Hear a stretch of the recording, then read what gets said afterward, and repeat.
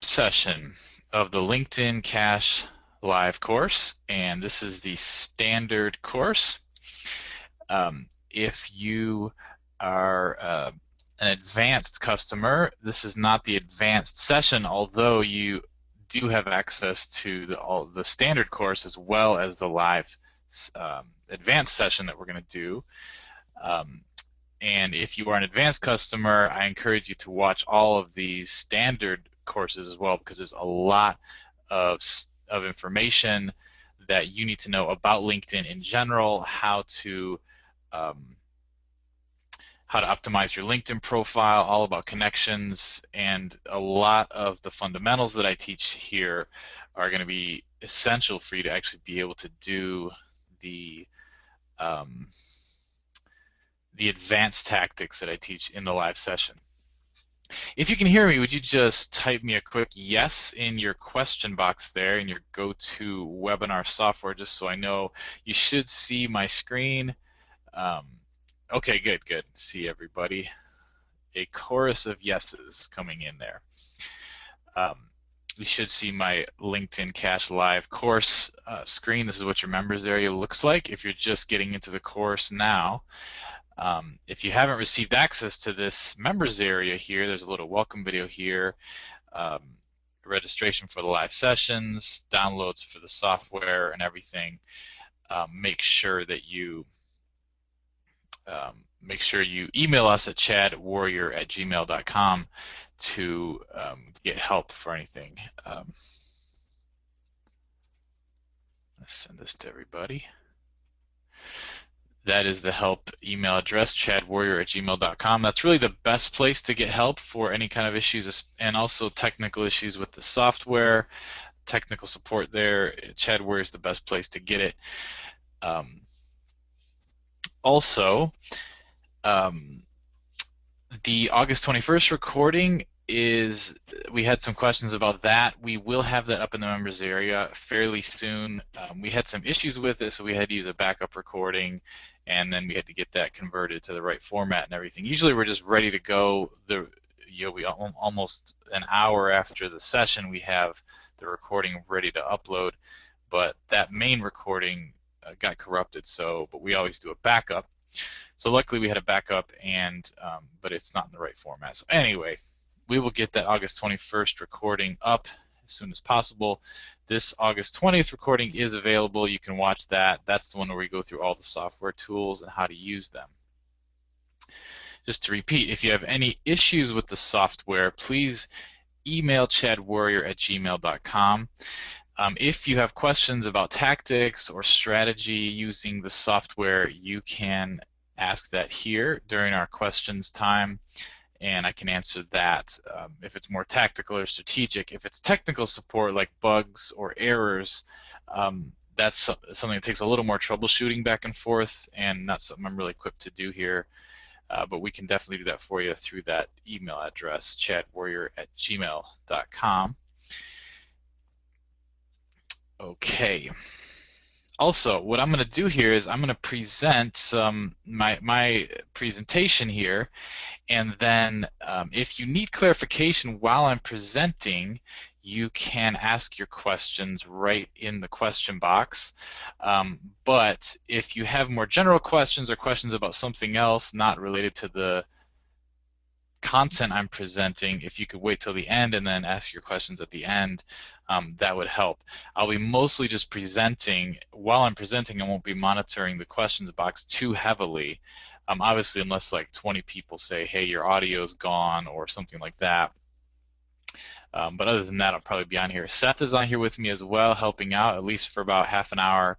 So if you have any issues with your members area or anything that you need to chat Seth, he can actually chat you back in the questions box. And if we have any big issues, he could actually jump on and talk as well. He's just muted right now listening and monitoring that question box. He'll probably be gone though after a half hour or so. From the question box.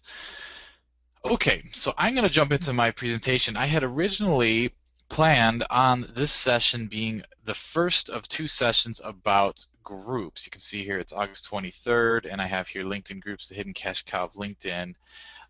However, I wanted to switch up this session, this August 28th session, and do that today instead, just because as I was going through my notes and kind of putting the finishing touches on everything, I realized that the August 28th session really makes more sense before I talk about groups, and you'll see why in a second.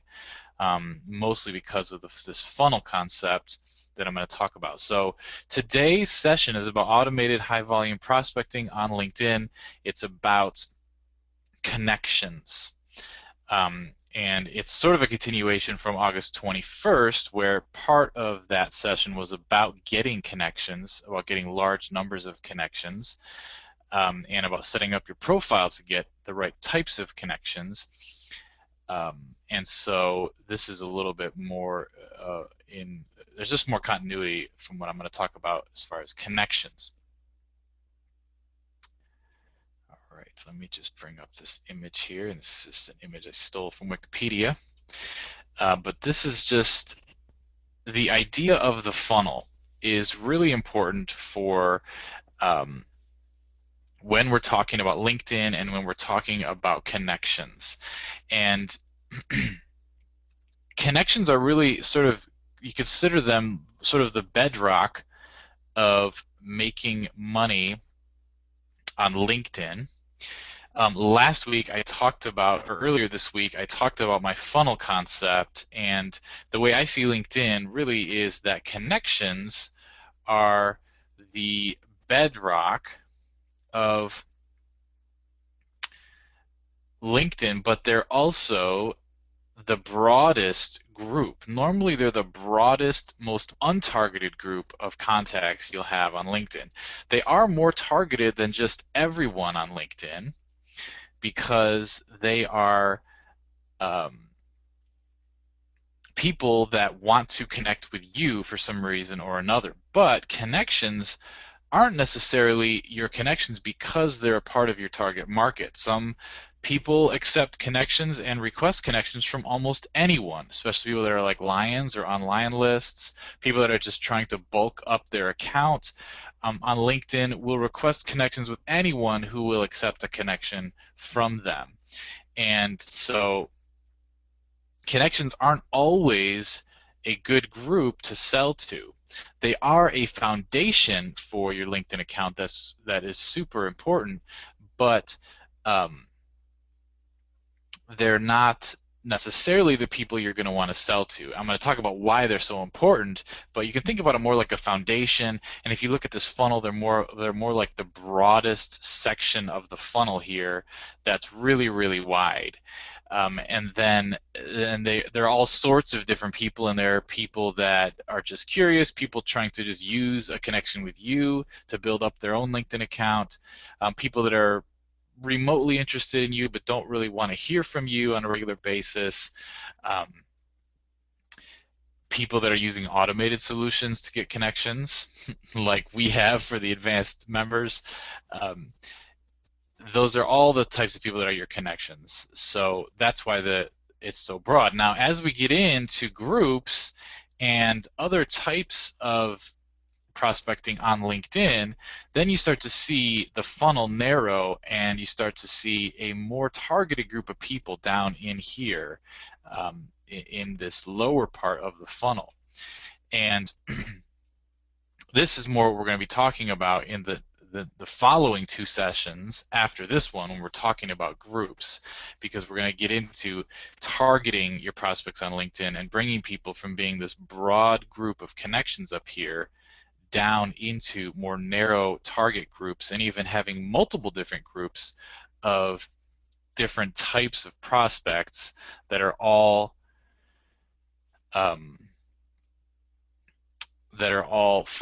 coming out sort of your initial broad connection base, and then you're narrowing and really subdividing those lists of people out so that you can identify.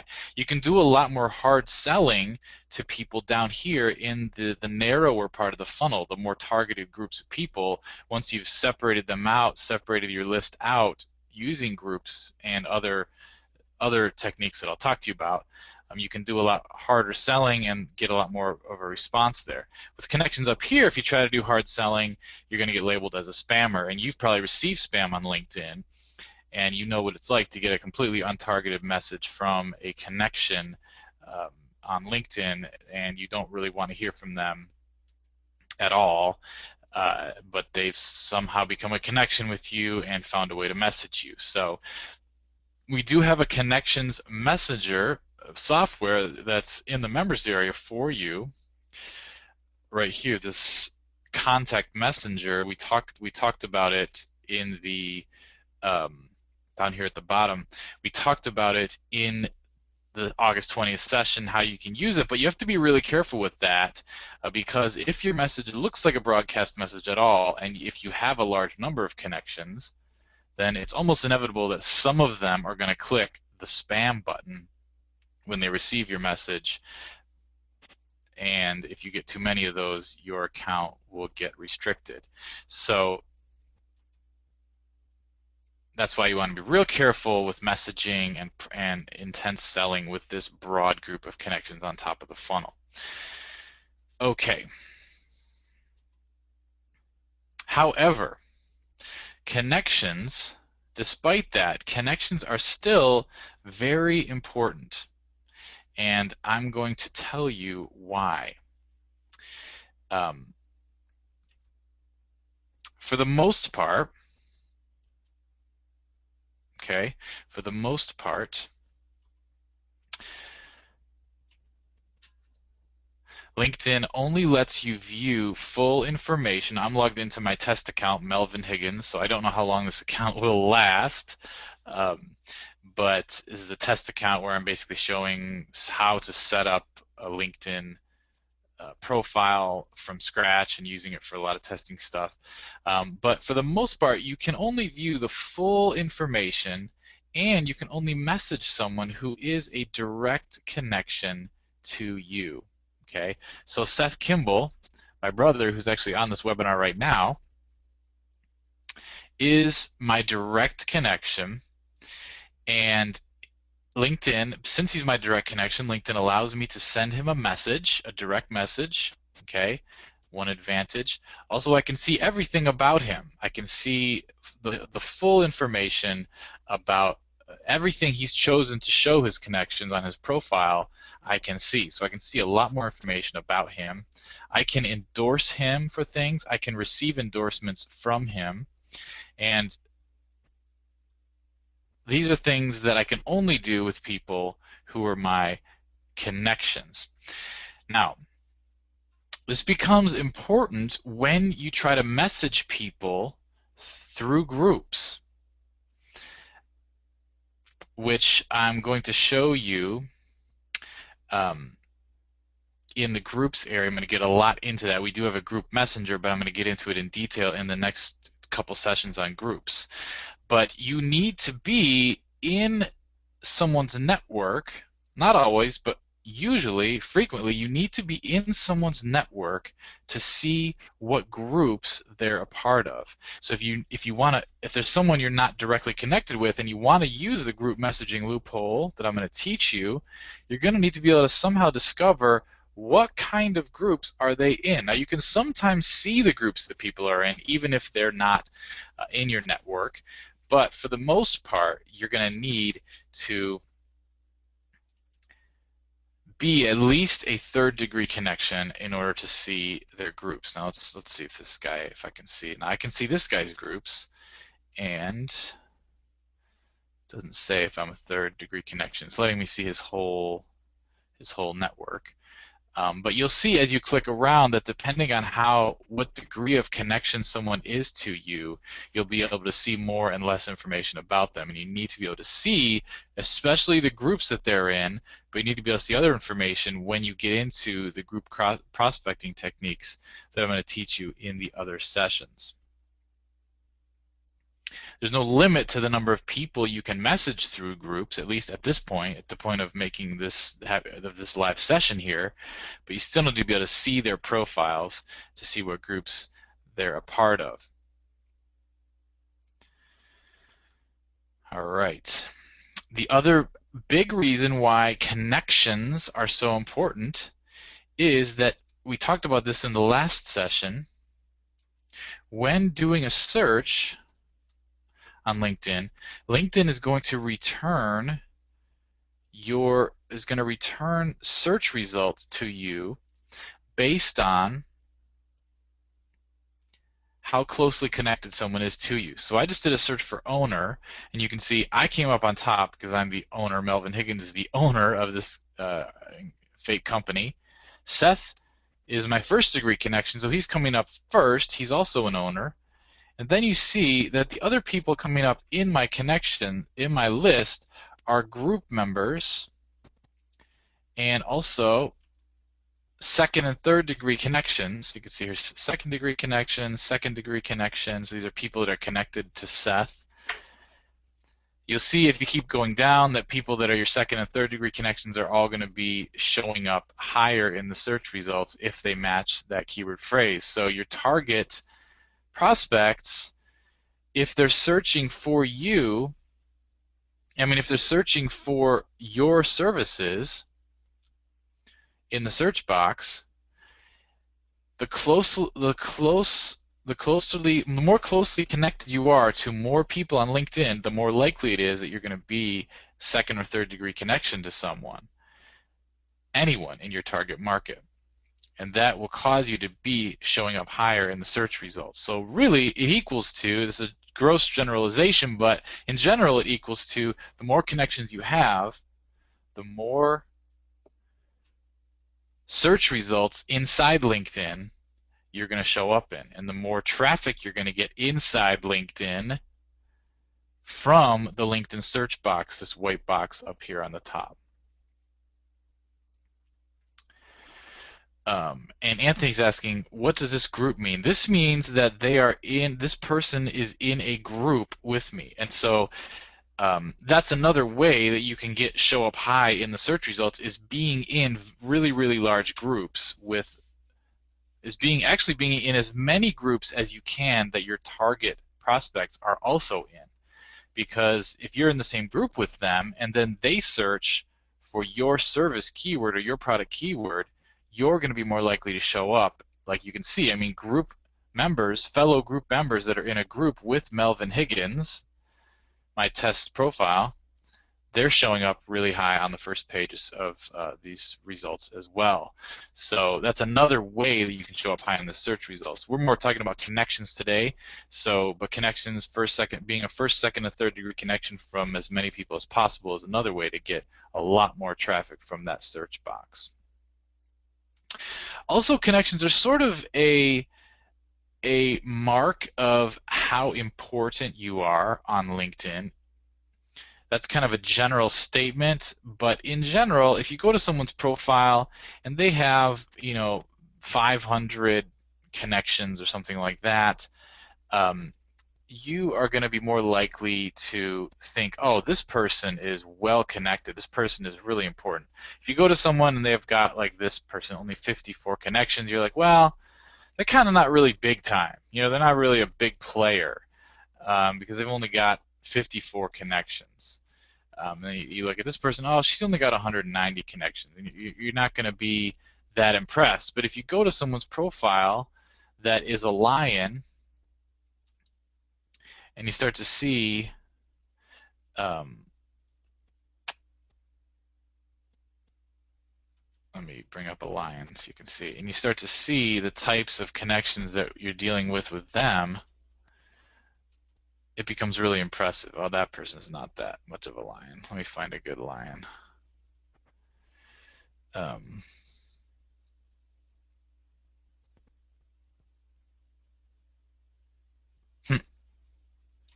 Let me find an open networker. Maybe that'll be better.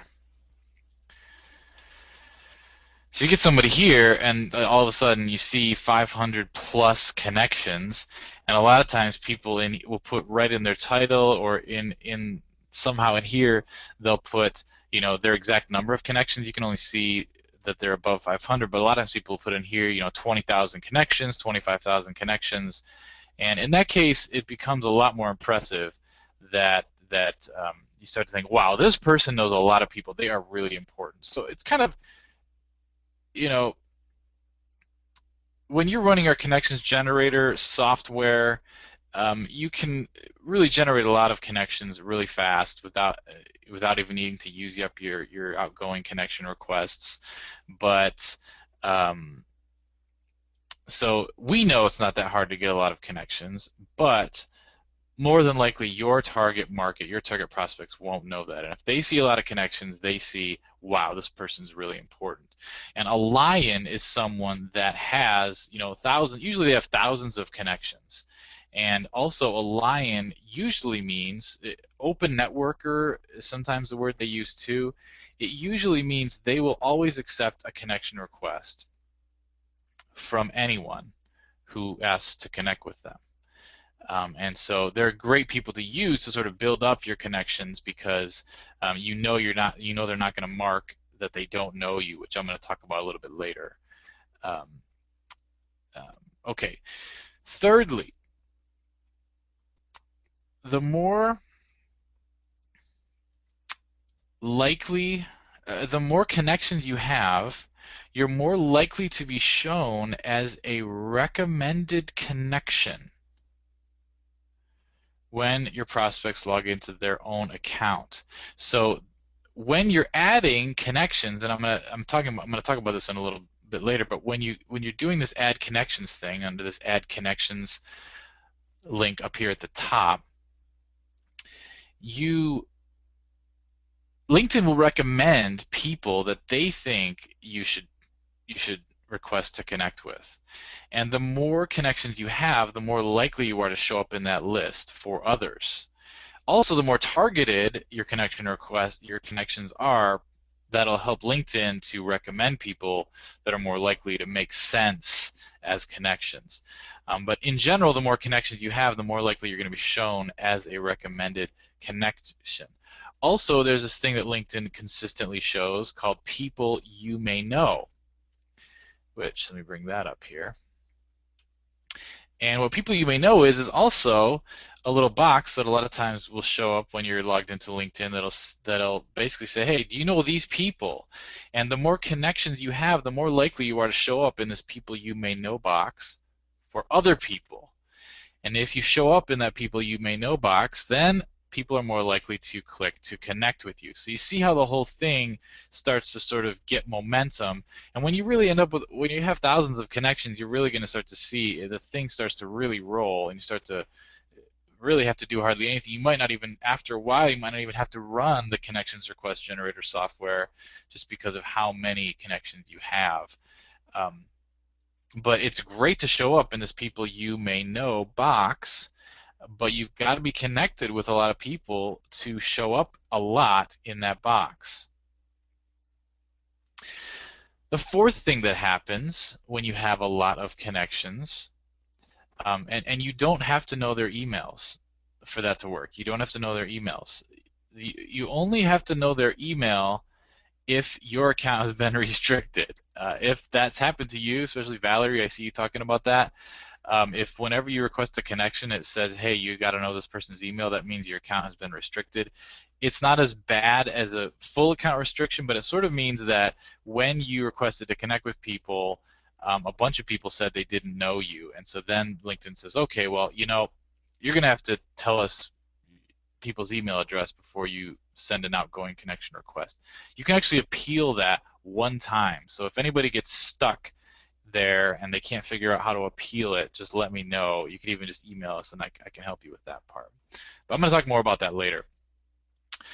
The other thing that happens when you have a lot of connections is people, when you log in, I can't actually show you this here because I've been already logged in for like probably 48 hours into this account. But what happens is a little box will pop up here at the top, and I wish I could get it to show up, but I can't get it. I don't think I can get it to show up unless I log in. But a little box will show up here at the top and that'll say, hey, you're connected with so-and-so. Would you like to endorse them for these skills? And it will pop up, especially if you set up your profile like I showed you in the first session, or in the last session. that I did, if you have skills listed, LinkedIn will automatically show those skills to your connections when they log in and say, hey, you're connected with Melvin Higgins. Would you like to endorse them for these 10 skills? And they can actually click a box that says check all and just endorse you for like 20 skills all at once. And the reality is, I get endorsed by people who don't know me at all. So I know they don't know, they're a lion. Somehow I got connected with them, but they're not a customer. They're not even on my list. I pretty much accept all connections from everyone. So I know this person doesn't know me, and they're still endorsing me. So the reality is, endorsements don't always mean that much. But if your prospect goes to your profile and sees, like here's for Seth, sees all these endorsements, it still looks really good. I mean, and especially if you can if you're, a lot of times people's endorsements go all the way across. They've got endorsements from like 10 people on each skill. And that looks pretty impressive, even though we know a lot of those 10 people, they just checked the box and said endorse for all, and they barely even looked at the list. It still was going to look good for your prospects. But in order to get endorsed like that, you need to have a lot of connections. It's going to look good to your prospects, though. The other reason why connections are important is that for the advanced folks on here, the folks that purchased the advanced course, when you're using that name dropping tactic that I showed you, and you know what I'm talking about, that specific strategy that I showed you, you need to be, in order for that to work, you need to be a second degree connection with as many people as possible. You know why, if you think about the technique that I showed you. But the more people, especially the more people in your target market that you're a second degree connection with, the more you'll be able to make use of that tactic. So really your first task is to get as many of the people in your target market to be at least third degree connections with you. So a third degree connection is, see if I can find a good person to show this with. Actually, let me go back to my search for owner, and let me show you what this looks like. I know some of you already know what this means, but just for those of you where it's a little confusing. So let me talk about a second degree connection first, okay? So Rita, look over here on the right, how you are connected. Okay, Rita is a second degree connection. If you look over here, this is me, Melvin Higgins. I'm connected with Seth Kimball. Okay, Seth Kimball is connected with Rita Van Keemelen. So she is a second degree connection. If there was a third degree connection also, there would be a person added here, so someone who knows Rita, who knows Seth, who knows me, and that would be a third degree connection. So your first task is to get to be either a first, second, or third degree connection with as many people that are your target market as possible. If you're in a group with someone else, that's also officially inside your network, but it's a little harder to do name dropping and stuff like that with just being in groups. You can also only join 50 groups, and actually you can join 50 subgroups on top of that. A lot of people don't know that, so that makes you have 100 total groups you can be in, but that's still limited. You can have 30,000 total connections, and so that's a lot better of a way to get in as many people's network as possible, to have connections. Okay. All right. Now there's a couple of, as I'm going to talk about getting connections now, there's a couple of important points. First of all, you need to know that you only have 3,000 outgoing connection requests available to you. Okay, so this connect button here for Rita Van Keemelen, I can click connect right now, and I can initiate that, and LinkedIn will say, hey, Melvin Higgins wants to connect with you. I can only do that 3,000 total times. So I need to use those wisely. If I use them up on people that don't matter to me, then I'm going to be in bad shape. After I use those up, I'm kind of stuck. Okay, so now one thing you can do, which I'll talk about in a second, is you can, if you have unanswered connection requests, so say I asked to connect with Rita, she never answered me. I can go in and reverse that connection request, withdraw that connection request, and really the best way to do it is just to contact LinkedIn support and say, hey, can you withdraw all of the unanswered connection requests on my account?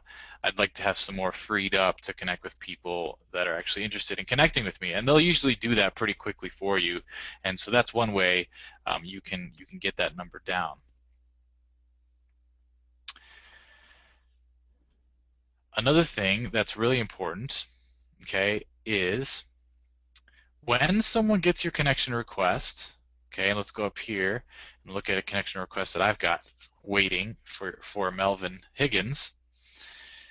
I can click accept connection here, all right, but I can also click, actually let me go to invitations and I'll show you this a little better.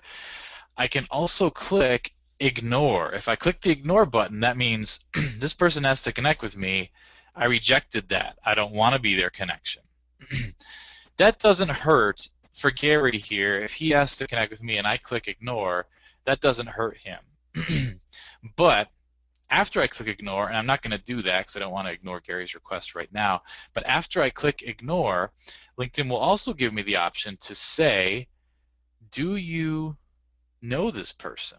Or do you want to report that you don't know this person? All right. That's more what gets you into trouble. If enough people, and when I say enough, it can be as few as 5 to 6 people click, I don't know you. When you request to connect with them, LinkedIn will restrict your account so that you have to know people's email addresses to request to connect with them. Now, there's some people that have gone for months and years with a restricted account like that and still built up their connections to multiple thousands. So it's not like it's some horrible situation to be in, but it's a hassle because it's harder to request to be connected with somebody if you have to know their email address before you can do it. So I like to avoid that as soon as possible. I mean, as much as possible. So that's why it's nice to have a reason to connect with someone, whether being in the same group. We're going to talk about a lot of that, but that's why you need to follow my tactics for getting connections so that you can stay out of that restricted account status where you need to know their email, and it keeps your account free for much longer. Also, if they don't know you, they can, if your account seems like a spam account, they can click report spam. Even more why you need to make sure and follow the techniques that I'm going to show you here, so that you're making sure that the connections that are going out, that you're sending out, make sense to the people who are receiving them.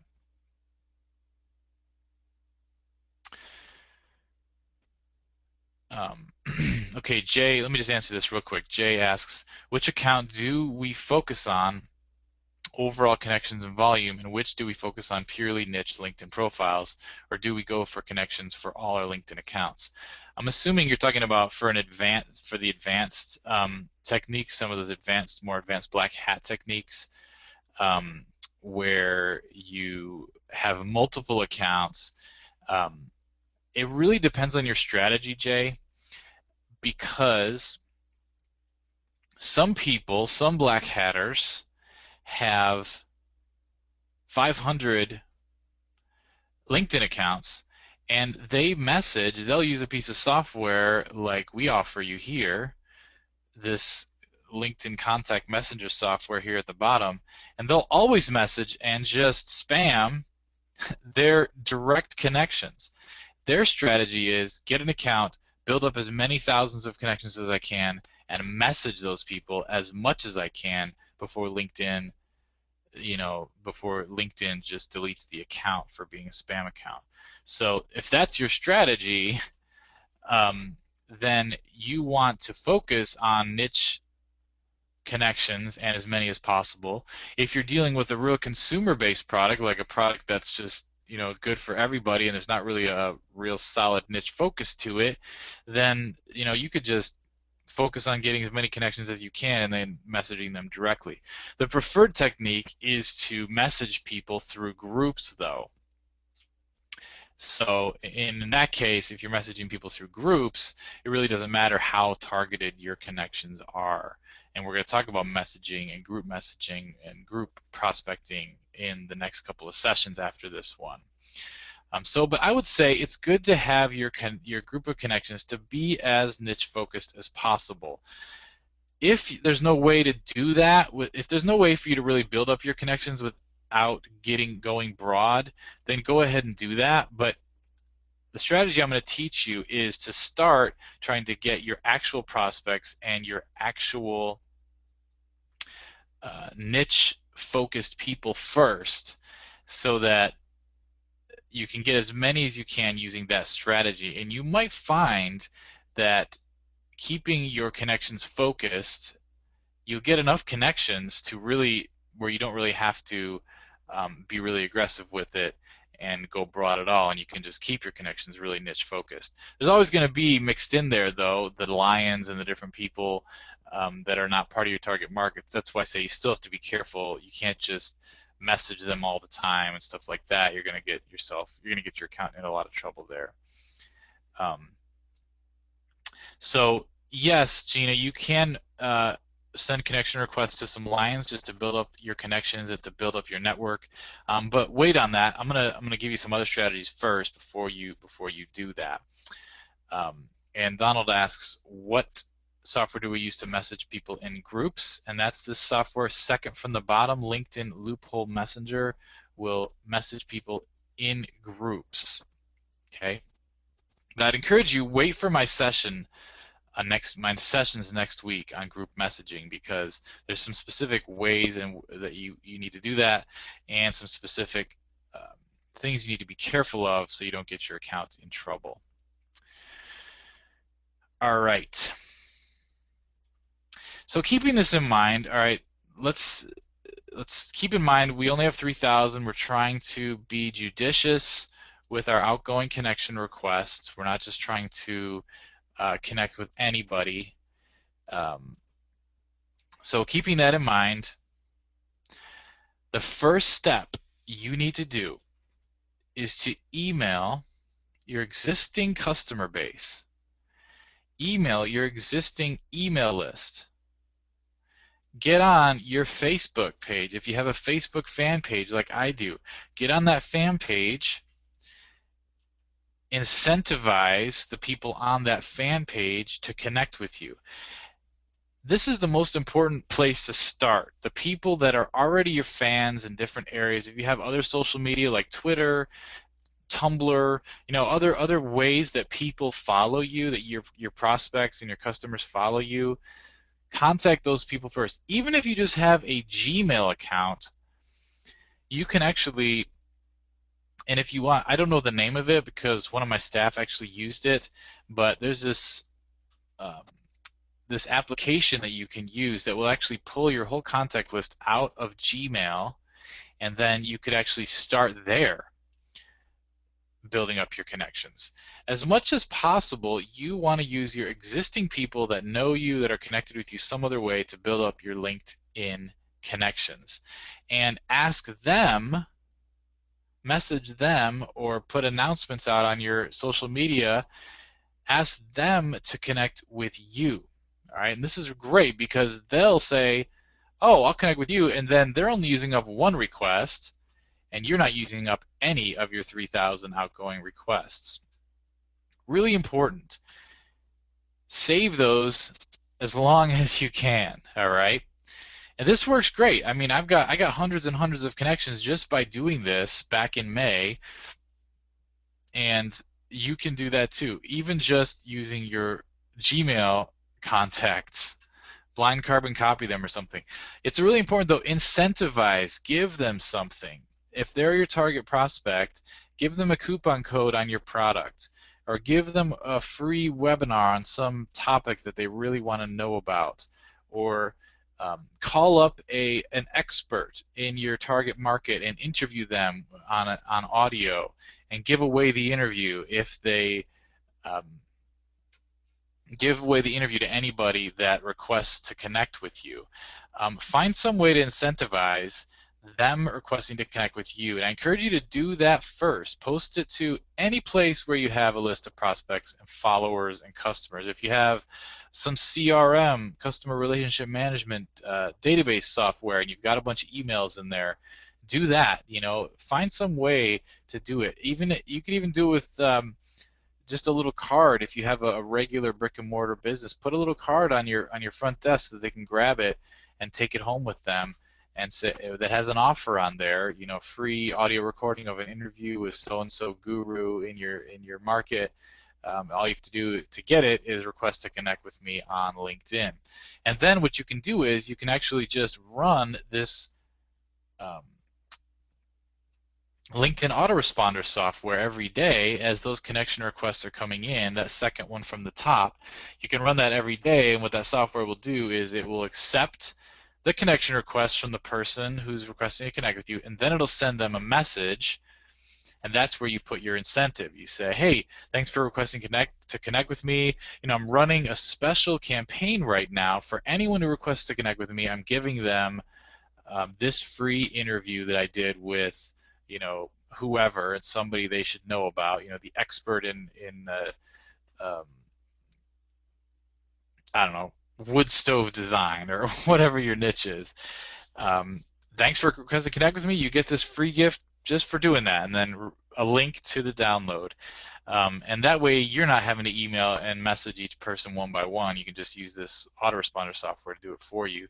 And as long as you're actively campaigning, and even if someone requests to connect with you and they're not a part of that campaign, like that's not why they're requesting your connection, um, you're still giving them a free gift. You're creating goodwill. There's no harm done in giving a free gift to people that request to connect with you. Now, make sure it's really free, not doesn't have some kind of bait and switch setup in it. We're just totally giving value here and rewarding people for requesting to connect with you. Now, depending on how many people you have on these lists, you might want to wait a few days. You might even want to wait a few weeks to really mine that list. I would even do some repeat marketing of your LinkedIn profile. So don't just do it once. If you have an email list, email a few times. Say, hey, did you get my message last week? I'm giving away this XYZ thing for anybody who requests to connect with me on LinkedIn right now. Make it a little campaign, a little marketing campaign where you're giving this away. Spend some time on it to build up your connections. And the nice thing is you won't get ever marked as a spammer if you won't ever get marked as a spammer on LinkedIn if all your communication with people about this is off LinkedIn. It's through other social media channels and through your email list and through your other contact relationship management software. And it's a great way to do it to build up a number. And you might find then that you hit 500 connections just from using those other channels, and you might find that you don't even have to go farther than that at that point. Yeah, you could even use an autoresponder if you want to do that. I mean, this would probably be more like an email broadcast, where if you have an email list, you're just scheduling a few broadcasts where you're incentivizing that. I think when I did it, I just only posted it on Facebook. And I think that's all I did, and I got tons of connections just from posting on Facebook. I can't remember if I sent an email out or not. But you're just trying to get your core foundation. You don't have to do it forever. You're just trying to use the people that are already connected with you to build up your foundation without having to send out any connection requests at all. It's really the safest way to build connections is to ask people off LinkedIn to connect with you. It's the safest way to do it because they'll never click I don't know. They'll never click spam because you didn't send them anything on LinkedIn. You sent it off LinkedIn. So that's the best way to do it.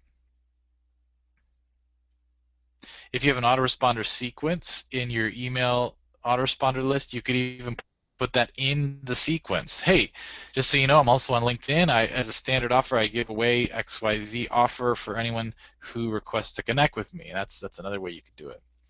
So a lot of ways a lot of different ways to skin that cat.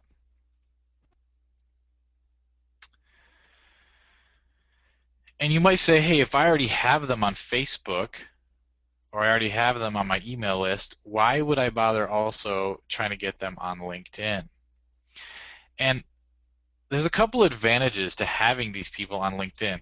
First of all, I might have 3,000 connections, which actually isn't even that many. I might have 3,000 likes on my Facebook page, but when I post a post here on Facebook, those 3,000 people don't all see it. In fact, sometimes it's only a few hundred people, depending on how active and how many comments I get and how much interactivity there is on the post. Facebook doesn't always show it to everybody, so I can't guarantee that I always will be able to connect with all these people. I might have a 20,000 person email list, but not all those people are opening my emails. And so the more channels you have, the more ways you have to reach people, the better. And LinkedIn will deliver, we're going to talk about messaging people on LinkedIn more in the groups area, but LinkedIn will deliver messages for you from their own email server. Their deliverability is really high, and you're going to be able to get in contact with them possibly even more easily on LinkedIn than you would on an email list or on Facebook. So it's a great way to get people over onto your LinkedIn contacts and into your LinkedIn groups, because it's likely, depending on your target market, but it's likely that they are going to be able to see your messages easier, and you'll get a better deliverability rate on LinkedIn than some of the other channels. The other thing is, on LinkedIn, you can see so much more information about people. I mean, like, let's say that Seth Kimball is now, obviously he works with me here, but let's say that Seth, oh, here we go. Let me just take a quick pause.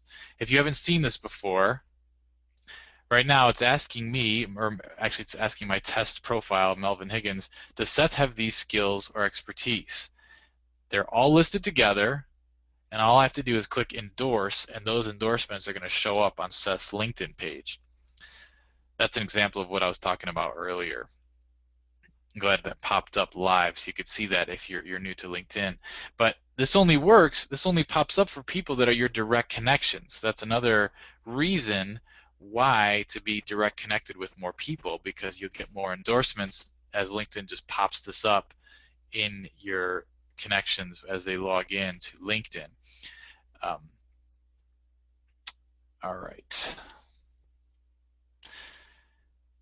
The other thing is, a lot of people will fill this out. This is just another side note. A lot of people will fill this out just to get you to endorse them. Sometimes you'll get a message, they'll endorse you, and they'll say, hey, I endorsed you for such and such a thing. Could you endorse me back? So sometimes people do that hoping for some reciprocity, even though they might not even know Seth's skills, but they're still going to endorse him because they're hoping that Seth will endorse them back. But it only happens if you're connected with people. All right, so back to answering the question of why, if you already have people on Facebook, you already have people on an email list, why would you also try to get them on LinkedIn? The other reason is, if I have Seth on an email list, pretty much, unless I have a record of products that he has bought, all I really know about Seth is his email address, his name, maybe his mailing address, what products he bought, and any communication we've done. But if I have him on LinkedIn, I can get a lot more information about Seth. I can see the company that he owns. I can see his exact geographic area. I can see the places he's worked in the past, what colleges he went to. I can see so much more information about Seth if I have him on LinkedIn. LinkedIn gives way more information, even more information than on Facebook. I have a lot of people that have liked my page, and as people comment on my page, I can go and check out their Facebook profiles. But a lot of times, these folks, their Facebook profiles are their personal profiles, and that doesn't tell me a lot about them as my target market in the business world. it does help me to get to know them a little better as far as marketing and things like that, but it doesn't tell them a lot. Now, LinkedIn tells me everything or anything that they'll put in. Most people fill it out fairly well, and it tells me everything about their professional life, which is really a lot of great information for me when I'm trying to market to someone like Seth.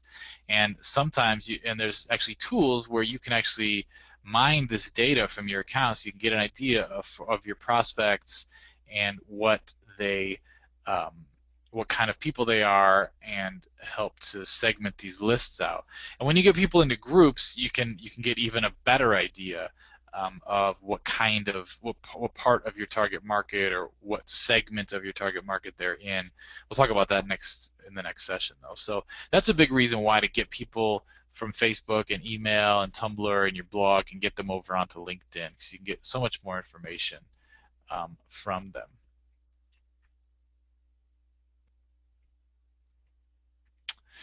You can do searches of your LinkedIn prospects. Okay, if you click on Advanced and you uncheck second degree connections and you uncheck group members, and then you do a search.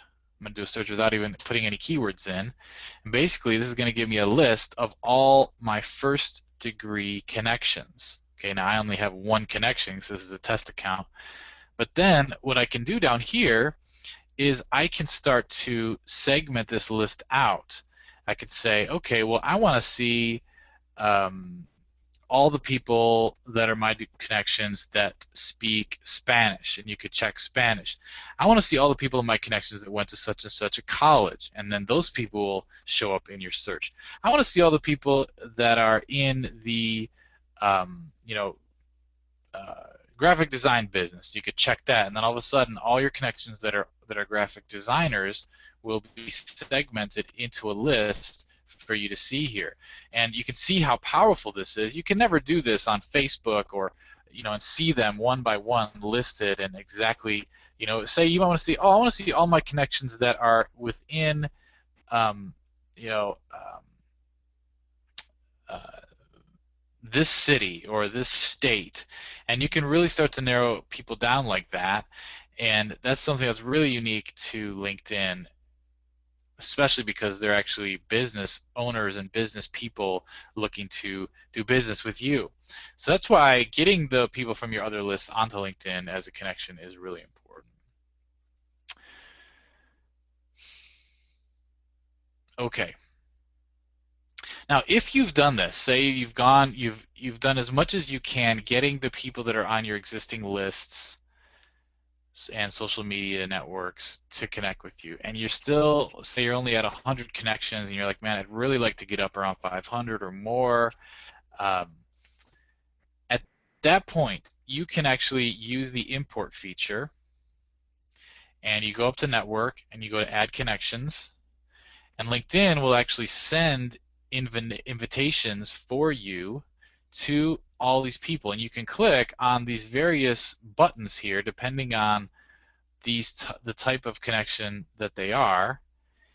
Like say you have them on Gmail, you have them on Outlook, Yahoo, Hotmail, AOL, or any email, um, and you can start to import them. And actually, there's even more options. If I click on See All Options here, these are all the domains. If you have a contact book and address book on any of these domains that they list, you can import them as connections to your LinkedIn account. And what will happen is LinkedIn it'll grab that address book from these service providers. It'll ask you for your login information or whatever, you put that in, and then it'll send them an invite. Now, one caveat, this does use up your 3,000 outgoing connection requests. Okay, so if you have 10,000 contacts in your Mac.com email address, you don't want to import all of them and use up all your 3,000 outgoing connection requests just getting people from Mac.com. What I would do is I would pick a smaller number um, and invite them to be your connection. Follow LinkedIn's little prompts, and LinkedIn will send an invite for you. I like down here this upload contacts file down here, because when you do this, it actually lets you send a custom message down here at the bottom. If you click on upload contacts file and then you upload a list, it could just be a list of emails.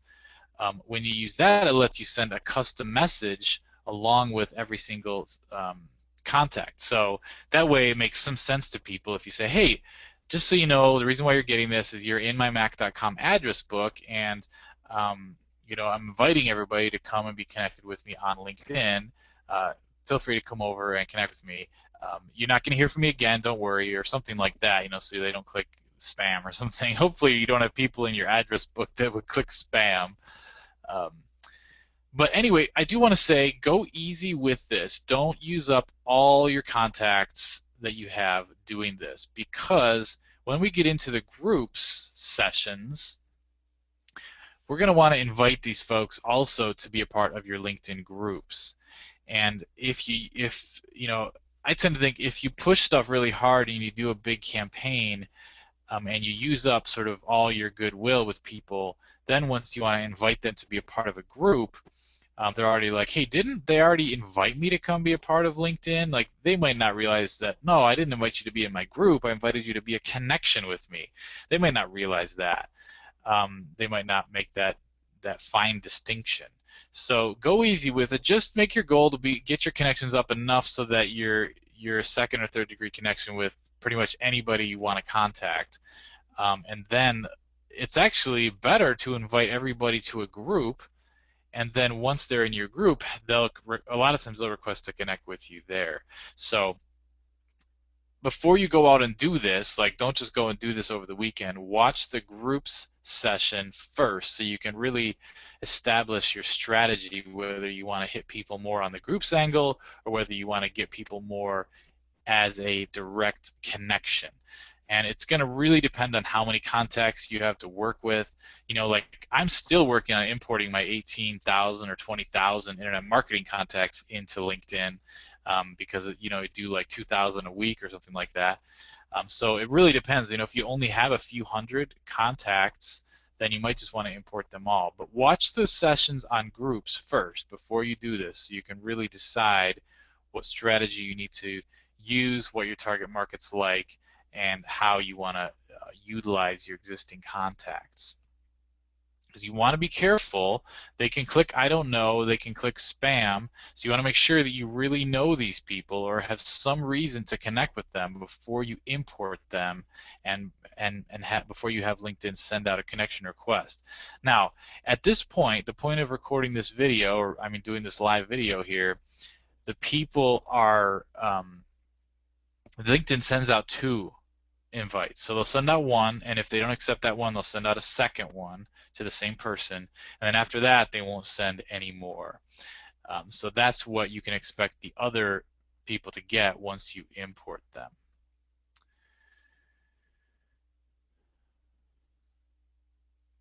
Okay. All right, now I want to draw your attention to this free video that I did back on August 12th, and if you have not seen this free video on Black Hat LinkedIn Tactics, and let me send this to everyone.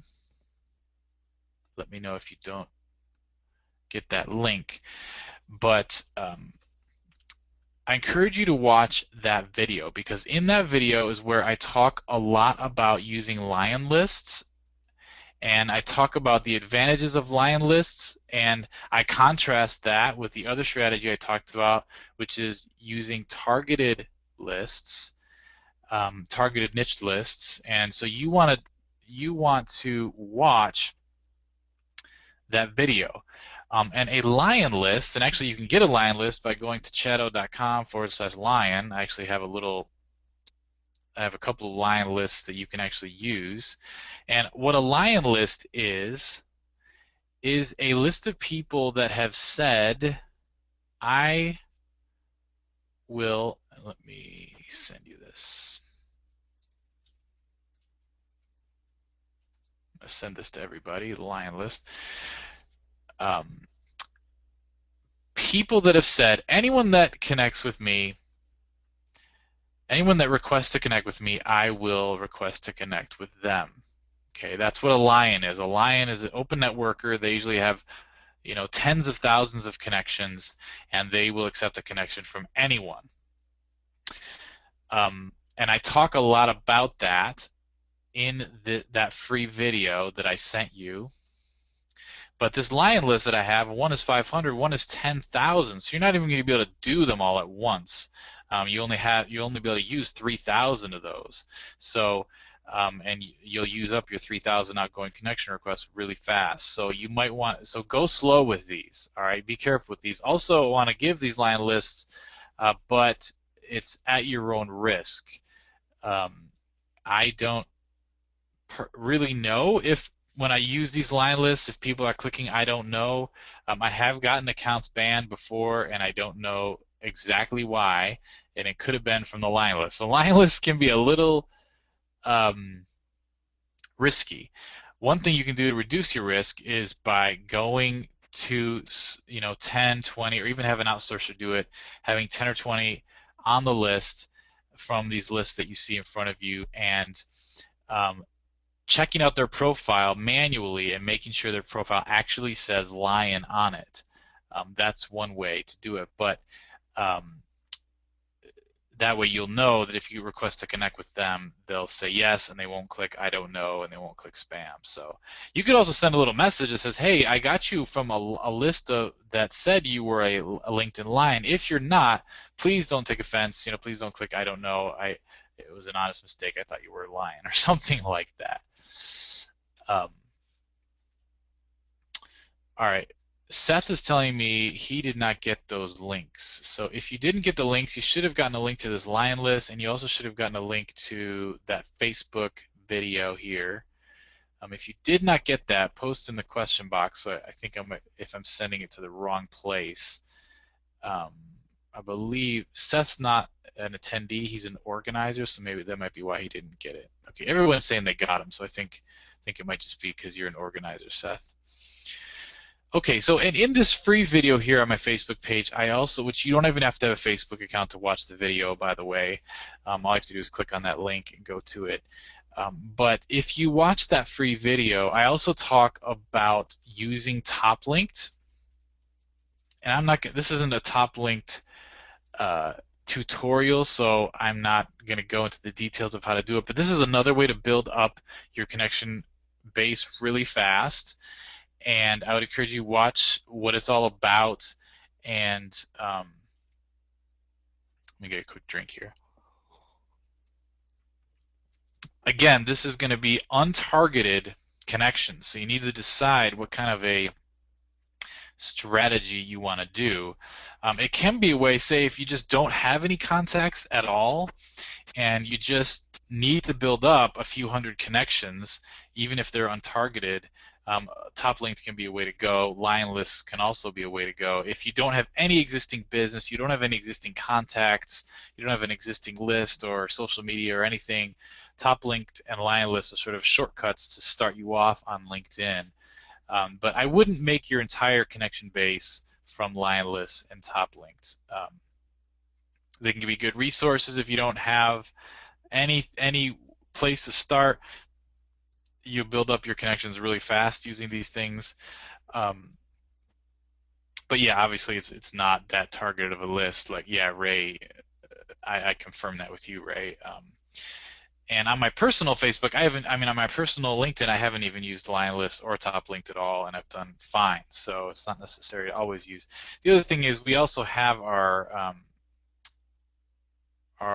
connection request generator software, which you can use as well. Just running that every day is going to get you incoming connection requests, and that's going to also produce for you targeted connection requests because it's run based on the keywords you put in. So that's going to be a lot faster. But when you see how fast, it's going to be a lot more targeted, but when you see how fast lion lists work, you can really build up your connections, a couple hundred people really fast. And then from there, just work on making it more targeted. Gina, The article liker, yes, you can use that as well. It works a bit slower, and we're actually working on improving it because it used LinkedIn Signal, which if you do a search for LinkedIn Signal, you'll see that LinkedIn Signal is no longer supported, which they actually deleted LinkedIn Signal from their account or from LinkedIn um, uh, right around the time that I was launching this. So wait on that. Wait on the article liker. We're actually modifying it and making it even better than it was using LinkedIn Signal. It'll actually do a lot more than just liking random people's articles. But that'll work too. We're going to get that uploaded and fixed for you probably Monday or Tuesday. Aubrey's camping right now, so or no, Tuesday she said she'd be working on that. Um, okay.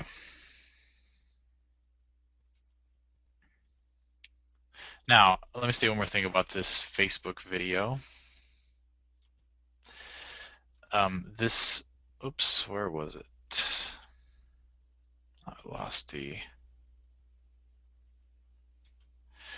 this Facebook video here. It also talks about the free software um, that will scrape profiles, LinkedIn profiles for you, pull their emails, and it'll scrape profiles according to keywords. So there'll be a more targeted list.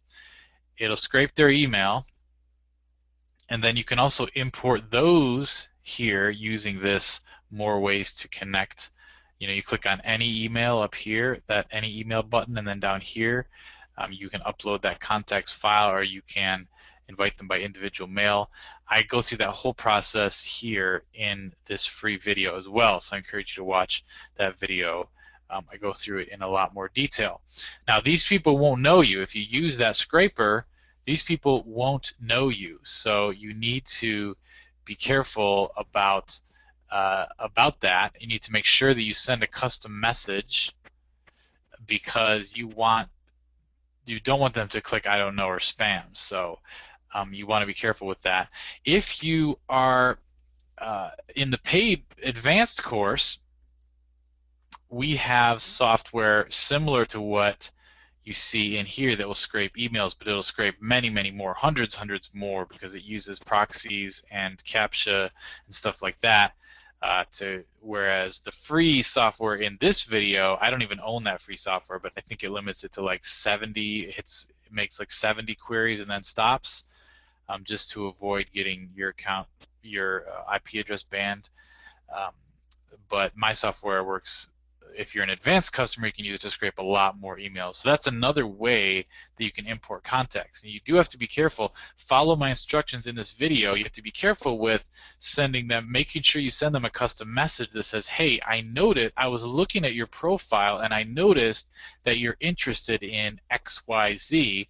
And you should know what to put there in where I said XYZ because you put the keywords in to search for them, because you want them to see that you had a reason to request to connect with them, so that they don't click I don't know, so that they don't click spam on you.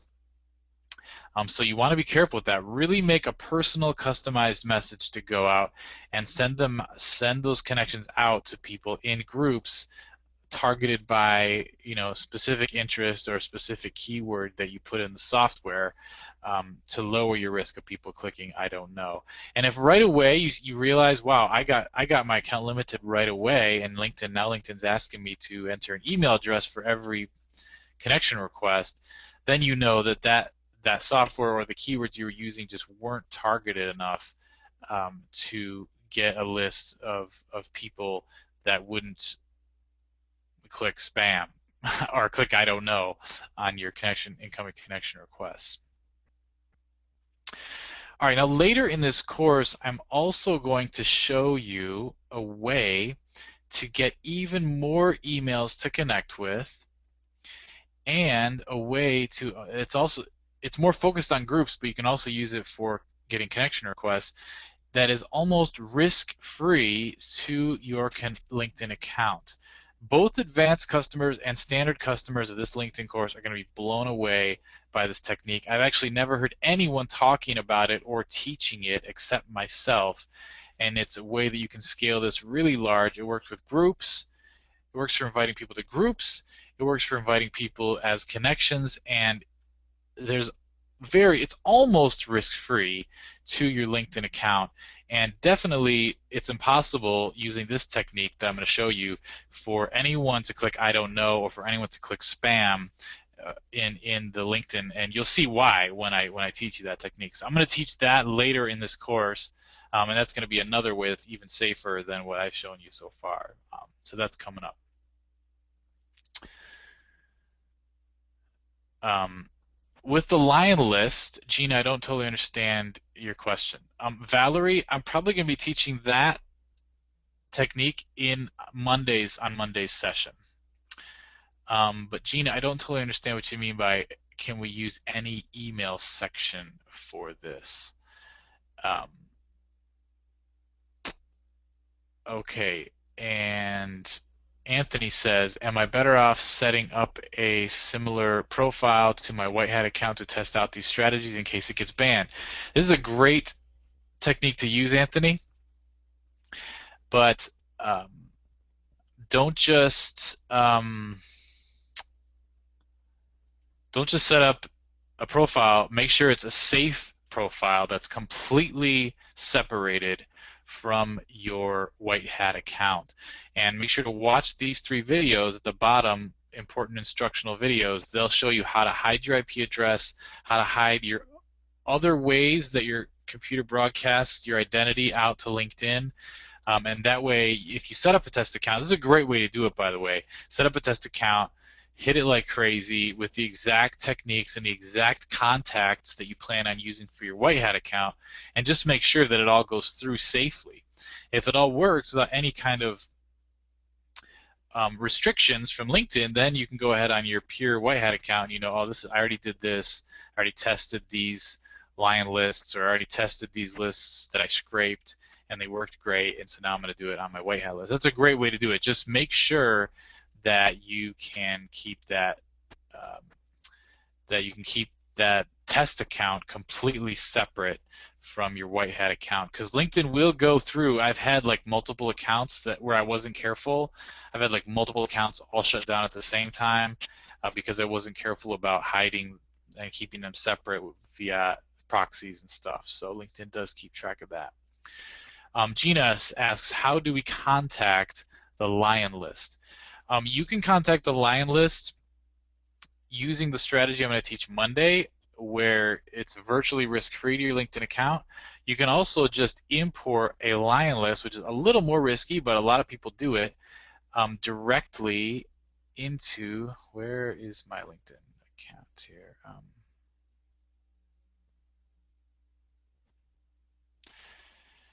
If you're in your LinkedIn account and you go to your home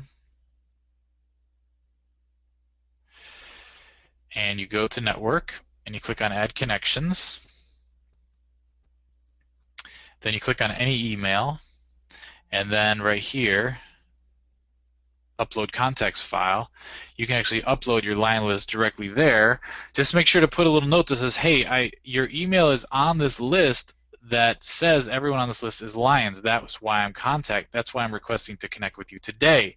If you're not an open networker or you're not a lion, so sorry to bother you, or something like that. Just so that's a little safer way to do it, so they don't click I don't know, and you don't get a bunch of I don't knows when you request to connect with them. Another thing you can do, say if you're using more of a targeted list, um, well, let me talk about this. Let me talk about another way that you can get connection requests. Another way is to click advanced up here in the upper right next to this search box, and then you're doing an advanced people search. You're going to uncheck first connections. You're going to uncheck second connections. And you're going to keep group members checked. Okay? And let's say that your target market is cake decorators or cake artists. Whoop. Let me try this cake. Oh shoot. Okay. Pastry chef. That's what I should have said. Pastry chef. So now I have 59 people that came up in this advanced people search. They're group members, which means they're in a group with me. Now I can actually request to connect with all these people, and I can say, I noticed we're both interested in cake design, so I thought it would make a good connection. Don't sell anything. Don't do anything. Just introduce yourself. I thought we'd make a good connection. We're both into cake design. I was checking out your profile and I noticed you're into cake design. Or I noticed you're a pastry chef. We're both into um, pastry design or whatever you want to call it. And I thought we would make a good connection. This is a great way to get connections without using up your 3,000 outgoing connection requests, because you're actually messaging them through the group that you're both in and just saying, I thought we'd make a good connection, and then leaving it up to them to request to connect with you. And you can do this using the group messaging software. And so what you're going to have to do is you're going to have to go to that group that you're both in, and for the most part you're both, well, I know I picked this because I already know the group that I'm in, which is, and I can't remember the name of it exactly, but the group that I'm in is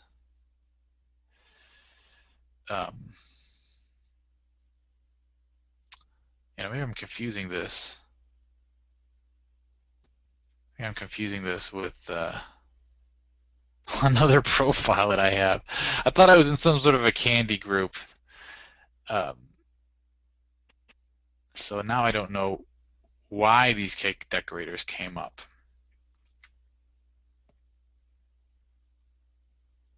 Hold on a sec.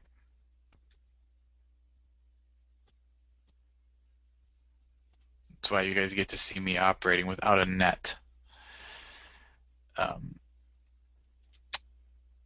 So they're in one of these three groups. That was probably a bad example. I thought I was in a different profile. That was actually in a cake decor or in a confectioner's candy type group. But anyway, they're probably in one of these groups. What you can actually do is you can click on members of the group that you think the person is in, and then you can actually search for their name in the group itself, Leah A. So I'm going to just type Leah A and see if she comes up. So she didn't come up there. Let's go to this one, members.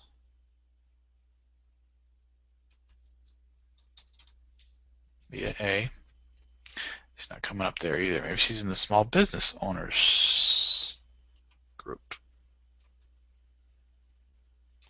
So this is what you can do. You can find these people. And if you have an advanced, if you have a premium account, which is one of the good reasons to have a premium account, is down here at the bottom. Since I'm in my test account, it doesn't show this, but down here at the bottom, I can actually check this box of people that are only in the business owners toolkit group that are interested in cake. And then I know all I have to do is go into that specific group, business owners toolkit. Let me go back to that group.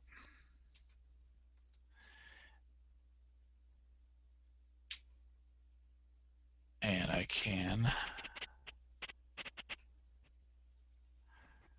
send them a message. So I would just go into the business owners toolkit. I could search for all those members, and I could message them and ask to connect with them and say, hey, we're both in the business owners toolkit group, And I noticed we're both interested in cake decorating. I thought we'd be a good connection. The more customized you can make it, the better.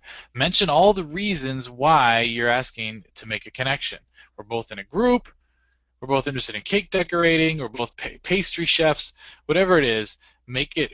The more customized that message can be, the less likely it's going to be that they're going to say spam or um, I don't know. Now you can also just say we're in the same group. This takes a little more time, and if you message everybody in a group, now this is 18,000 people, so that's going to be a lot of people, but you could actually, if it's a real targeted group, Business Owners Toolkit is probably a little bit too broad for this, but if it's a real targeted group, you could message everyone in the group and say, I notice we're both in the same group, pastry chefs.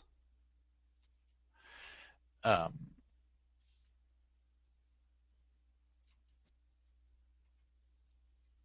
okay, I notice we're both in the pastry and confectionery group, and we're both interested in, and then what are we both interested in? International and Italian pastry, or I'm interested in international Italian pastries,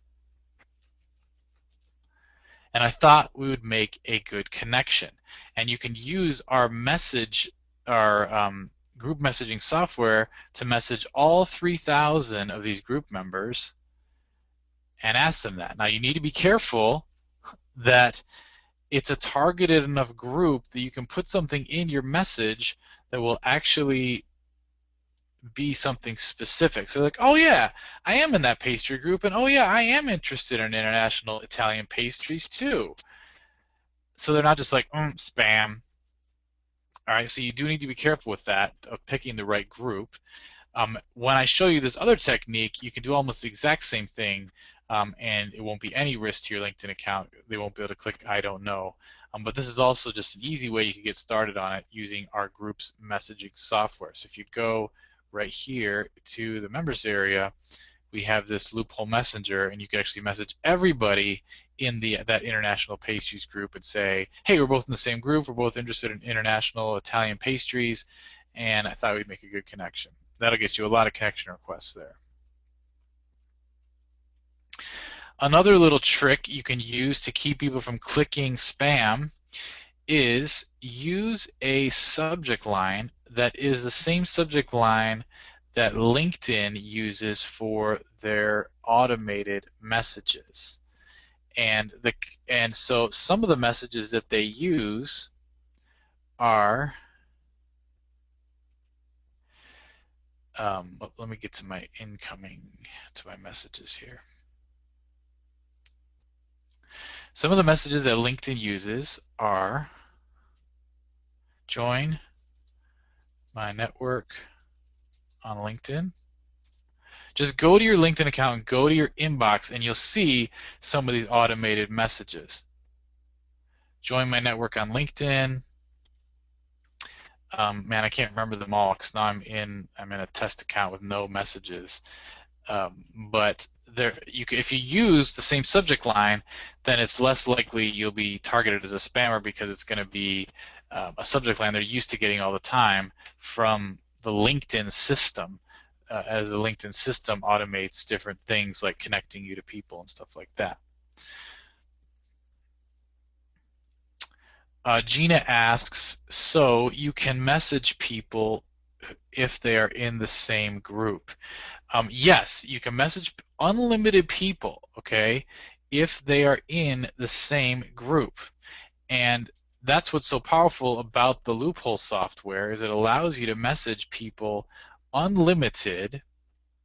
If this loophole messenger software right here, it allows you to message people. So any group, you just navigate to the group within the software, and then you click the run button, and it will send a message to every single person in that specific group. So in like this convenience store owners group, if we look at the group profile, there's 995 members.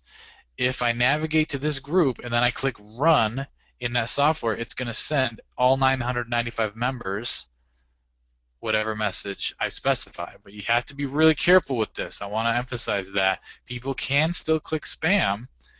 You won't get in trouble with LinkedIn for sending 995 messages, but you will get in trouble with LinkedIn if a bunch of people receive your message and click spam. That's what brings you to their attention. And I like to use a virtual machine for all this software, and I use Trust VM. They're not probably the best provider, but you can run all this software on a virtual machine. And we talk a lot about those virtual machines in session 1 up here. If you go to the members area and you click on August 20th, you can watch the recording. And I talk a lot about virtual machines in there and how to set them up and how to do it. Other messages you could send, you could say, I got your info from the blah blah group, from the linked small business innovators group. I got your info from there, and it looks like we have a lot of common career interests. I'm looking forward to connect with you. That's another message that you could send using the word looks like we have a lot of common career interests. Make it really short. The shorter your message is, the less likely it's going to look like a group message. Make it look like a message that you're sending one-on-one to the person. And test it out slow. You don't want to get too many people to click spam, or your account's going to get in trouble there. Okay, so be real careful with this. Again, I'm going to teach you a lot safer of a technique along with the group's strategies. So make sure you watch the group strategies before you just go out and start messaging people like crazy on LinkedIn. You know, unless you've got a virtual machine set up and a test account and you want to just play with this stuff and just start hammering LinkedIn hard and see what LinkedIn's made of, just make sure it's separate from your white hat account. Okay, so that's the end of those are all the strategies that I recommend for building up your connections. Now, if you are building up groups, so the next 2 sessions we're going to talk about building up your groups. If you're building up a group that you own, which I'm going to teach you how to do, you're going to have a lot of incoming connection requests just from that group. So you're going to see your connection requests, all these strategies combined together, all the strategies I taught you today, along with making sure you're running this connection request generator software every single day. I run this every day on my own account. Watch the August 20th recording here for details on how to run that connection request generator. But as long as you're running that connection request generator every day and you're picking a few of the strategies that I taught you today as well, pick whatever kind of risk tolerance your LinkedIn account has, your business has, as far as the way you're running your LinkedIn business. You could pick safer or more risky strategies depending on that. Combine some of those techniques along with running this generator software, combined with creating your own group and building it up really huge, which I'm going to teach you how to do in the next 2 sessions. And all those things together, you're going to find your connection requests there's just going to be a ton of momentum there, and connection requests are just going to start to roll in. Getting a lot of connection requests is going to be the least of your worries once you combine all these strategies together. So, okay, now I know I answered a lot of questions throughout while I was presenting, so I hope that didn't make it too confusing. But if you have any other questions, go ahead and ask them now, and I can try to clarify anything that wasn't clear from the live material. Okay, Donald asks, how important is your fake profile when requesting connections as far as matching the actual requests? How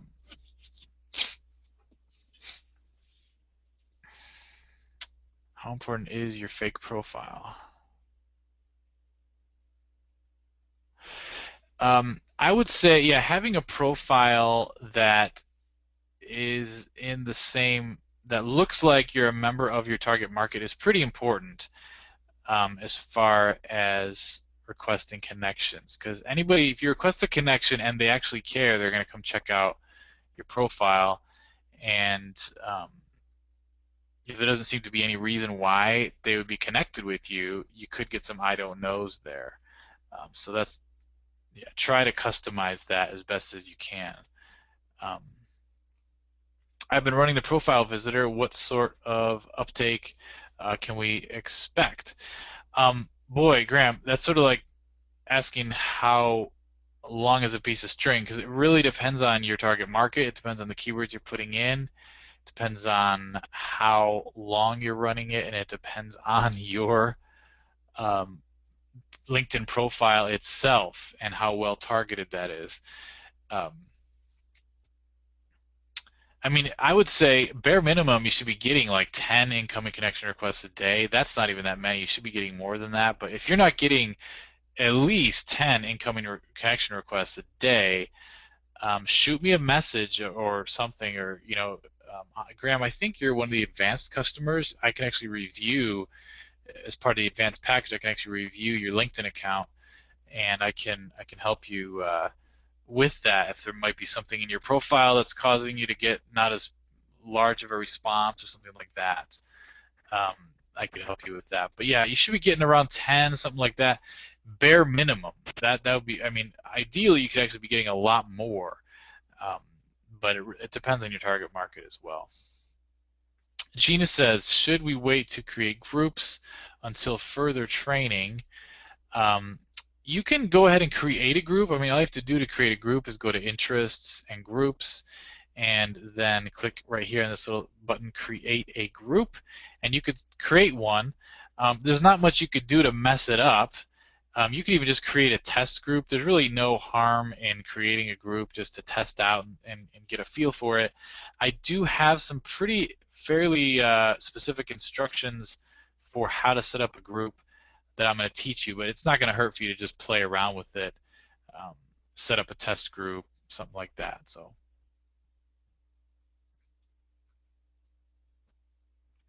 for all those of us with the advanced software, do we use it exclusively for the strategies discussed today, or use the 5 bots? Jay, there is some overlap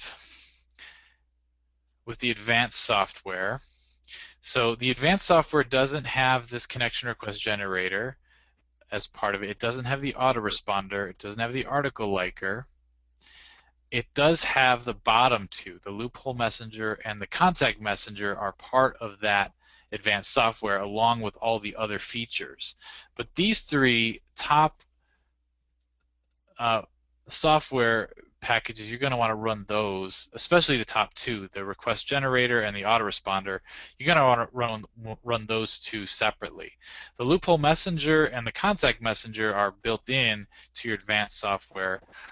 This contact messenger here is actually a little more advanced than the one that's in your advanced software, just because the advanced software one is meant to run in a process. It's meant to run through tab by tab by tab on all of your accounts. And this contact messenger is a standalone piece of software. So there's a few more features there. So hopefully that clarifies your question. Let me know if it does.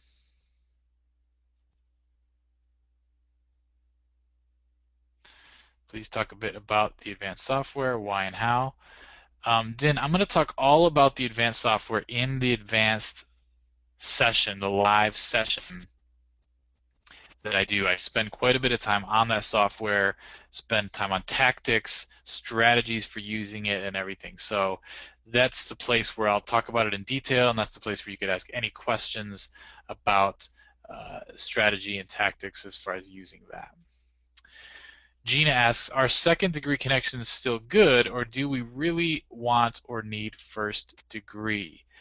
Um, well, you need first degree connections in order to get second degree connections.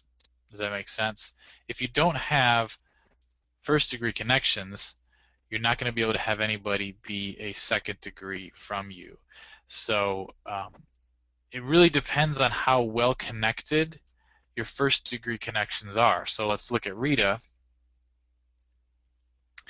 Seth is making me connected to Rita. Okay.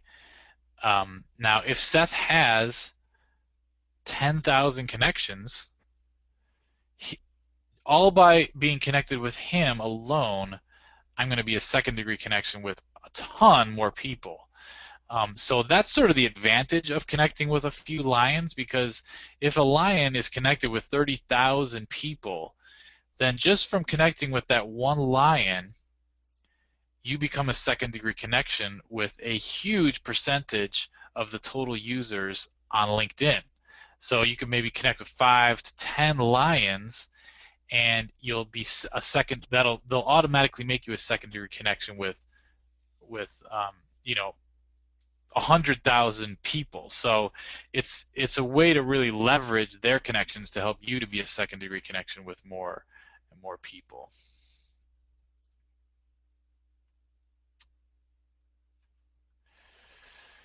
I have about 1,800 connections already, and I'm getting 5 to 10 organic connections requests daily. Ray, yeah, that's a great example. Once you reach that amount, you reach 1,800 connections, you'll start to see that roll, because what's happening, Ray, is now you are listed as a recommended person to connect with more and more as people log in, as people say, oh, I'm going to add some connections to my LinkedIn account now. And all of a sudden they see, oh, you might want to connect with Ray Antonelli, or do you know Ray Antonelli? And you're starting to pop up more and more, especially if you're in groups. You might, if you're active in groups, Ray, that might also be a reason why you're getting incoming connection requests daily. But yeah, all the strategies that I'm teaching you in my course, when you combine them all together, you start to find that your connection requests gain a lot of momentum, and they start to come in naturally and organic. So Ray, I mean, you get your 5 to 10 just organically incoming connection requests, then run the connection request generator software. That's going to get you even more connections. And then once you start building up your own group, that's going to get you even more connections every day. And you can see how powerful this can be. I mean, what other social media site can you get 50 to 100 incoming leads every single day without paying, without doing anything extra, just but the ordinary prospecting that you're doing on that site? I mean, that's really, really powerful how it gains momentum. So that's a great example, Ray. All right, can we use the group messenger on the same day we use the profile viewer? Is there a max on the group messenger? No, the same issue with the group messenger is going to be the same issue with the profile viewer, is that you have a maximum number of total page views allowed on LinkedIn. And I talked about this on this August 20th recording quite a bit, but I'll repeat it here for anyone that missed it.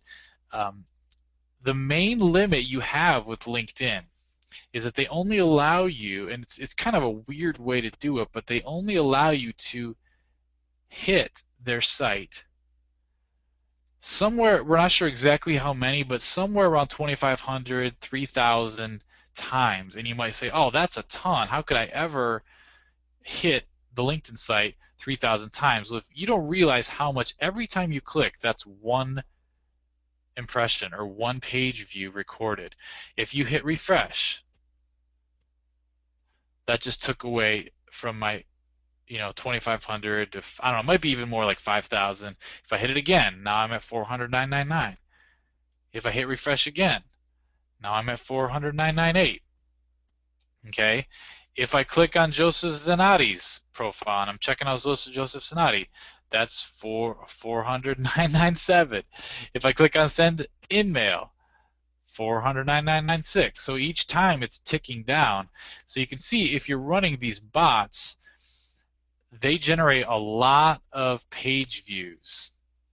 And some of the page views they generate are even behind the scenes. You can't even see what it's doing because it's doing multi-threaded stuff and it's clicking all over behind the scenes. So the question is, can you use the group messenger on the same day that you use the profile viewer? And it depends on how many profiles you viewed that day, and it depends on how many people are in the group that you're trying to message. All right, if you're being really aggressive with the profile viewer and you're hitting like 1,000 profiles a day or 2,000, you probably don't have many impressions left for that day to use the group messenger. So a lot of times I'll just pause it, or if I know I'm going to have a day where I'm going to be doing a lot of messaging, I will just not run the profile viewer that day. Um, just to be safe. You want to stay on the safe side.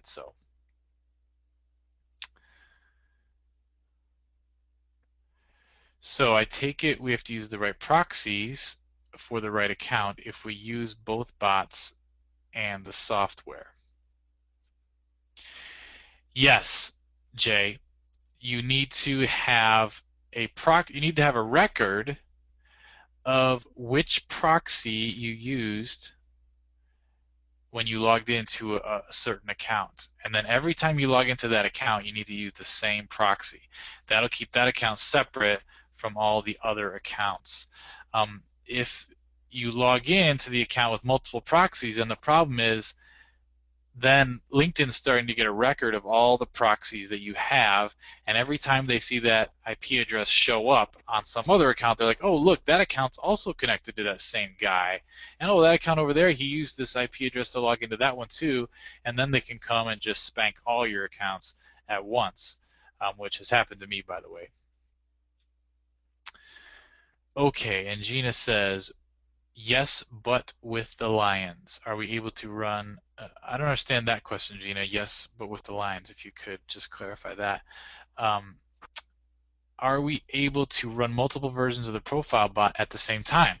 Yeah, you can run the profile bot multiple times. Just remember, if you'd want to have them both be running through a different IP address and through a different account if you are running them multiple times, because again, you're going to bump up against that, whatever it is, 3,000 to 5,000 impressions limit per day per account.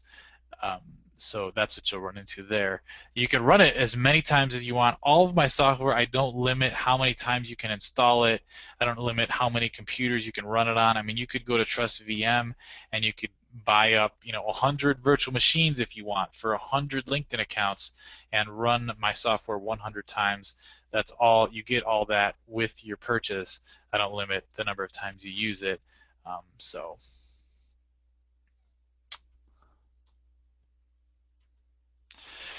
All right. So Gina, I don't understand.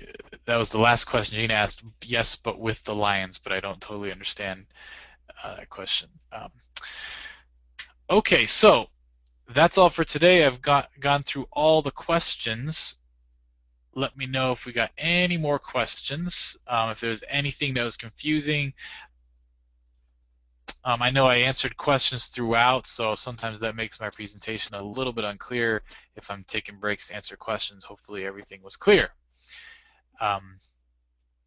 So yeah, get out there, start building up your connection requests. Again, the safest way for you to do it, and the way I recommend you start, is just by working with your current contacts, messaging them on other platforms other than LinkedIn, and saying, hey, here's my LinkedIn account, connect with me and you will get XYZ bonus, free bonus that I'm giving away to everybody who requests to connect with me. You could even put a time limit on it if you really want to get this built up fast. Send it out to all your existing contacts on Facebook, via email, Gmail, whatever, and say, hey, for the next 7 days only, I'm really working on building up my LinkedIn account, my LinkedIn presence. So for the next 7 days, anyone who requests to connect with me will get XYZ bonus. That's really the safest way to do it.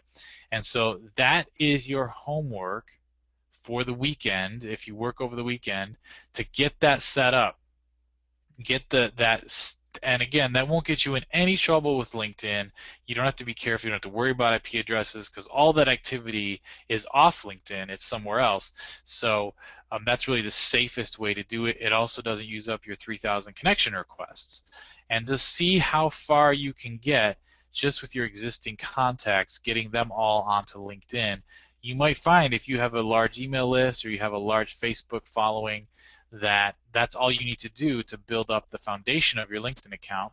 You might not even have to venture into some of the more gray hat stuff where you have to be more careful if you can just build it up that way. Again, my own LinkedIn account, I've probably only used a few outgoing connection requests. Almost everything I've done has been with the profile visitor and with getting my existing contacts onto LinkedIn. And I haven't had to use up hardly any of my 3,000 outgoing connection requests.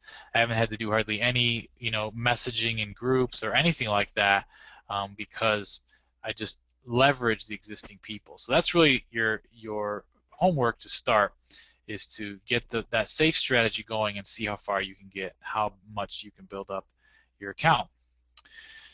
Okay, well, that was the last question, so I'm going to end this webinar now. It was great having you folks all on. And if you did not get the announcement, our next session is going to be August 26th, and it's going to be on LinkedIn groups. It's actually going to be the part 1 of LinkedIn groups that we're going to be teaching there on August 26th. That is Monday. Let me just double check that. Yep, that's Monday. It'll be at the same time, 2:30 Central Time, 3:30 Eastern. And you're going to be amazed when you see what you can do with groups. It's really incredible. Groups are one of the hidden cash cows of LinkedIn. Not a lot of people understand how to really utilize groups. A lot of people focus overly so, I believe, on connections. And when you start to see the power of LinkedIn groups, some people stop focusing on their connections at all, just because there's so much profit potential there in groups, and it's so much more targeted, and there's so much more you can do with it, including messaging everybody at once completely inside LinkedIn's guidelines. So, all right, I'm going to end this webinar now, and I will see you all on Monday. Oh, let me say one other thing. I did create a subforum. If you took advantage of the free upgrade or the free trial of the SEO Cash Club, I did create a subforum down here for us. If you scroll down to income generators in the forum, and you click right here, this is LinkedIn Cash Secrets Discussions, and this is the subforum where you can ask any question on the inside the SEO Cash Club about the LinkedIn course, and that way we can all discuss. And if you stay a member of the members area here, this will also be where we post updates on LinkedIn and updates to anything. So that's part of the advantage of just staying as a member of the LinkedIn of the SEO Cash Club, is you'll get updates to this content. If we put a new video out or whatever, that'll all be posted here in the Cash Club, in this LinkedIn Cash Secrets Discussions area. So I just posted it, so obviously no one has posted yet. You can see over here nobody's posted, there's no threads, but you can jump in there and ask me questions or make comments or share tips, and it'll all be there for the folks here that have bought the LinkedIn Cash course. All right, that's it. I'm going to end the webinar now. I'll see you folks on Monday, 2:30 Eastern Time.